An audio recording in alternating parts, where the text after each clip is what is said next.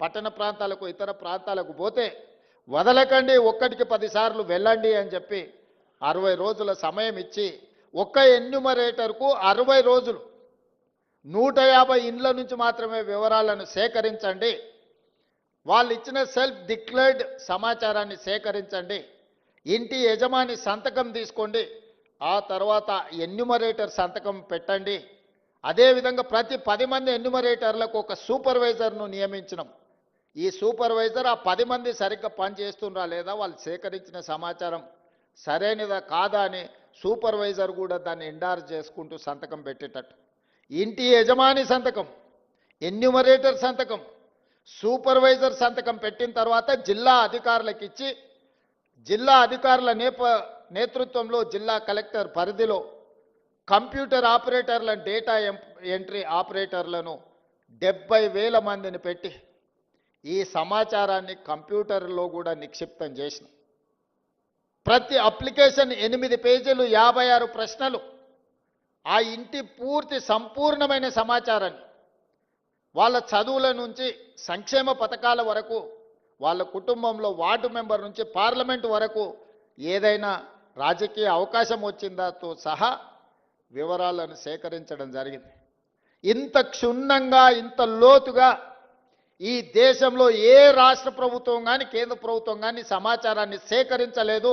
నేను గర్వంగా చెప్పదలుచుకున్న తెలంగాణ రాష్ట్ర ప్రభుత్వం క్షుణ్ణంగా ప్రతి అంశాన్ని పరిగణలోకి తీసుకొని సమాచారాన్ని సేకరించి దాన్ని కంప్యూటర్లో నిక్షిప్తం చేసి ఈరోజు తెలంగాణ రాష్ట్ర జనాభా లెక్కలు తేల్చడం జరిగింది. 56.33% బలహీన వర్గాలు ఉన్నారు.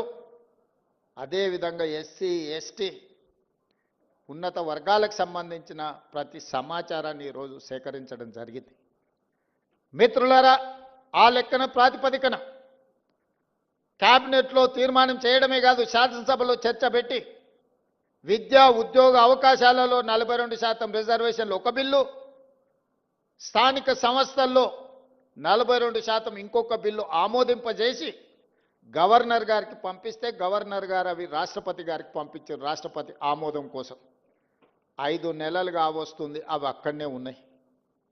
42% బలహీన వర్గాలకు రిజర్వేషన్లు అమలు చేయాలంటే ఎస్సీ, ఎస్టీ ఇవన్నీ కలిపితే దాదాపుగా 70% వరకు రిజర్వేషన్లు పెరిగే అవకాశం ఉన్నది. చంద్రశేఖరరావు గారు 2018లో పంచాయతీరాజ్ యాక్ట్ను తీసుకొచ్చిండు. వారు చేసిన చట్టం తెలంగాణ రాష్ట్రంలో 50%కి మించి ఎవ్వరికి రిజర్వేషన్లు ఇవ్వకుండా పక్కడబందిగా 50% మించకుండా 2018లో పంచాయతీరాజ్ యాక్ట్ను చంద్రశేఖరరావు గారు తీసుకొచ్చి చట్టం చేసిండు. ఇవాళ చట్టమే మనకు అడ్డంకిగా మారింది. స్థానిక సంస్థల్లో కానీ ఈరోజు స్థానిక సంస్థల్లో రిజర్వేషన్లు ఇవ్వాలి అని అంటే, నోటిఫికేషన్ ఇవ్వాలి అంటే 2018లో ఆనాటి ప్రభుత్వం చేసిన పంచాయతీరాజ్ యాక్ట్ ఈరోజు అడ్డంకిగా మారింది. దాన్ని కూడా తక్షణమే కోర్టు ఆదేశాలు ఇచ్చింది, సెప్టెంబర్ 30 లోపల మీరు స్థానిక సంస్థల ఎన్నికలు నిర్వహించండి అని. మరి అత్యవసరంగా ఎన్నికల్లో నిర్వహించాలంటే ఈ చట్టం అడ్డంకిగా మారిందని, శాసనసభకు సమయం ఉందని మంత్రివర్గ సమావేశాన్ని ఏర్పాటు చేసి ఆర్డినెన్స్ తీసుకొచ్చి ఆ 50% అడ్డంకిని తొలగించండి అని ఆర్డినెన్స్ పాస్ చేసినాం. ఆ ఆర్డినెన్స్ కూడా గవర్నర్ గారి దగ్గరికి వెళ్ళింది.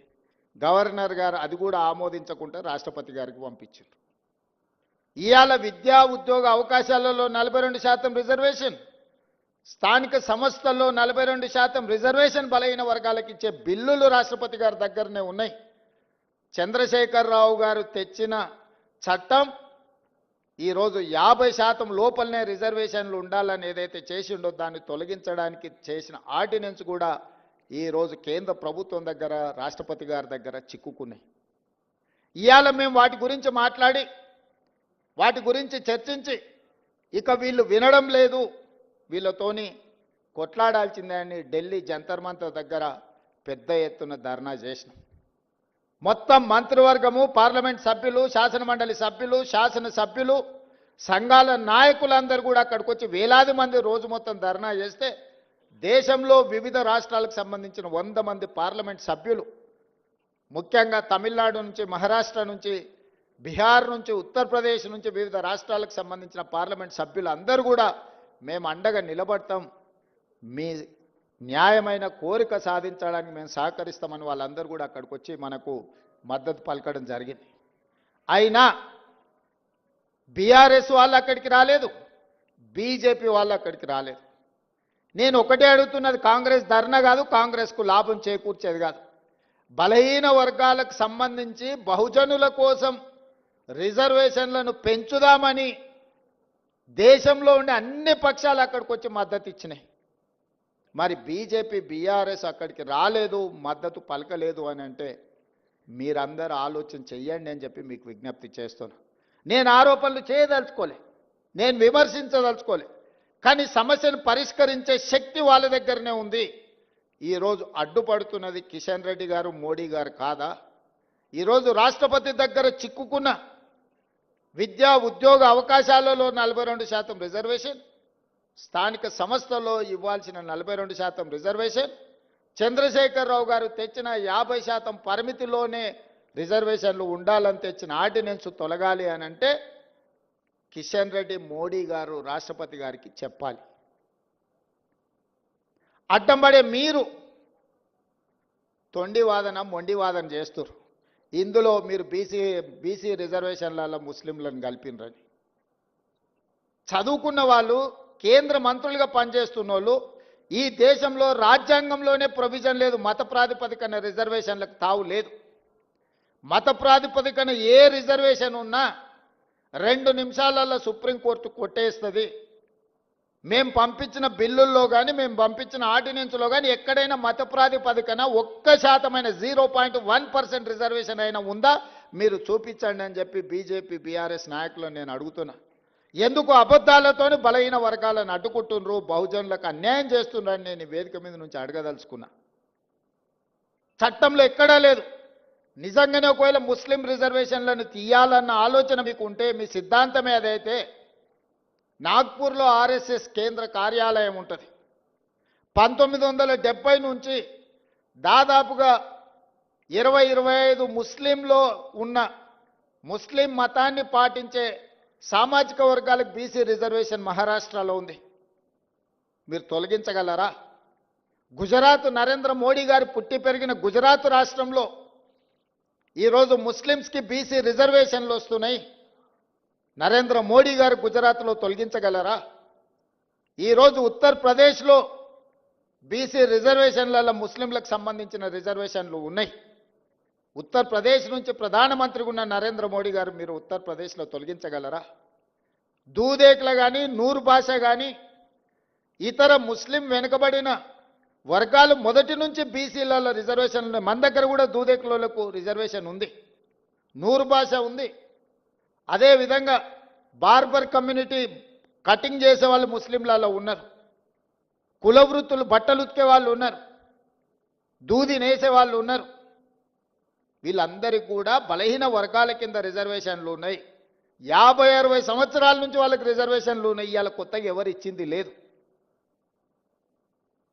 ఈ ముసుగు దొడుక్కొని, ముస్లిం ముసుగు దొడుక్కొని బహుజనులకు అన్యాయం చేయాలి, బహుజనులకు రిజర్వేషన్లు ఇవ్వొద్దు అని కొన్ని రాజకీయ పక్షాలు అడ్డుకుంటున్నాయి.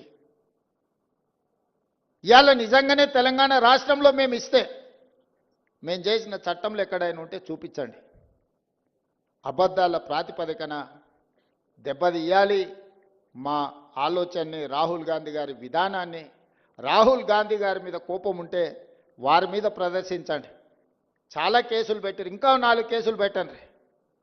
కానీ ఆయన నమ్మిన సిద్ధాంతాన్ని దెబ్బతీయడానికి ప్రయత్నం చేయొద్దు అని చెప్పి కేంద్ర ప్రభుత్వానికి నేను విజ్ఞప్తి చేస్తున్నా. ఆయన సంపూర్ణంగా విశ్వసిస్తున్నాడు, ఈ సమాజంలో సమూలమైన మార్పు రావాలంటే బహుజనులు నిలదొక్కోవాలి, బహుజనులు ఆర్థికంగా, విద్య, ఉద్యోగాలలో ఎదగాలి అనేది రాహుల్ గాంధీ గారి విధానం. ఆ విధానాన్ని అమలు చేయడమే నా బాధ్యత, మా ఉప ముఖ్యమంత్రి బట్టి విక్రమార్క గారి బాధ్యత. రాహుల్ గాంధీ గారు ఏ సూచన చేసినరో 100% అమలు చేయడం మా బాధ్యత. ఇవాళ క్రమంలో వస్తాయి సమస్యలు, మాకు తెలుసు. ఆ సమస్యల్ని పరిష్కరించుకుంటూ ముందుకు వెళ్తాం. సమస్య వచ్చినప్పుడు సమస్య మీద మేము కొట్లాడినప్పుడు మీరు అండగా నిలబడాల్సిన నైతిక బాధ్యత మీ వైపున ఉన్నదని చెప్పి నేను భావిస్తున్న ఈ వేదిక మీద నుంచి మీకోసమే నిలబడి కొట్లాడినప్పుడు నైతికంగా మీ మద్దతు మాకుంటే మాకింకా ధైర్యం వస్తుంది, దాని అమలు వేగంగా చేయగలము, మీ అందరు అండగా నిలబడాలి. చివరగా ఇంతకుముందు మిత్రులు పొన్నం ప్రభాకర్ గారు చెప్పిన ఉస్మానియా యూనివర్సిటీ వైస్ ఛాన్సలర్ వస్తే నేను చెప్పిన ఇప్పుడు గ్రామాలలో ప్రభుత్వం దగ్గర భూములు లేవు, అసైన్మెంట్ పట్టాల పేరు మీద ఎస్సీలకో ఎస్టీలకో బీసీలకో ఇవ్వడానికి ప్రభుత్వం దగ్గర ఆర్థిక వెసులుబాటు లేదు, కావలసినంతగా కార్పొరేషన్ల నుంచి మీకు సహాయం చేయడానికి. ప్రభుత్వానికి ఉన్న చిత్తశుద్ధి ఒక్కటే, మీరు బాగుపడాలి, మీ తలరాతలు మారాలి అని అంటే